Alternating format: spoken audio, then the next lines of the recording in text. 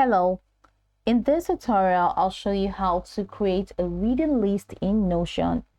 Creating a reading list in Notion is a great way to keep track of books you want to read. All right, so either books you want to read, or the books that you're currently reading, or the books you have finished. And here's a step-by-step guide to setting up a reading list in Notion. First, launch a Notion on your desktop, which of course I've done right here. And on the left sidebar, go ahead and click on this pencil icon, which we have here to add a new page. So name your page, and this page could be reading list, and click on enter. So you have to set up a database for your reading list. Using a database allows you to easily organize and track your books. And to set up your database, here is what you can do. On your new page, go ahead and click on the backward slash and enter a prompt, which is table. Okay, so you can select table view, or you can even do table out of content to show an outline of your page, or add a table view for a new or existing database, or you can just add simple tabular content to your page. And once you click on that, you can go ahead and use this fit table to read to expand your table.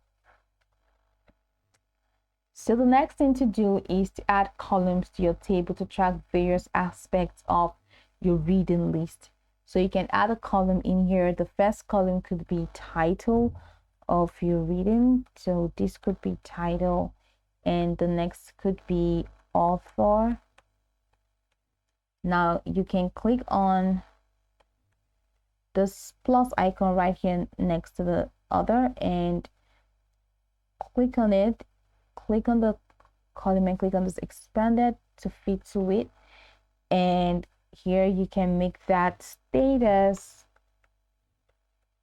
and you can even add more columns using this plus icon for genre. You can add another one for start date and finish date. You can add another one for rating, and you can add another one for notes, and you can add another one for cover image if you want to. Okay, so that's pretty much how to get that done. Then you can also add books to your database if you want to. So click on the plus new button, or new in the top right, to add a new entry if you want to. So fill in the details for each column, which include title, author, or status. That's this plus icon I showed you. So just click on that to add a new column. So that way you will be able, so you can, of course, you can customize your column by clicking on the 3 horizontal lines in here. So you can use comments, you can ask AI, you can delete, duplicate, copy link to block, turn into database, or move. You can choose on options right here to, do header row, and that's make this header row or header column if you want to do header column or header row. So this header row just makes it a little more beautiful. All right, and it makes it more organized.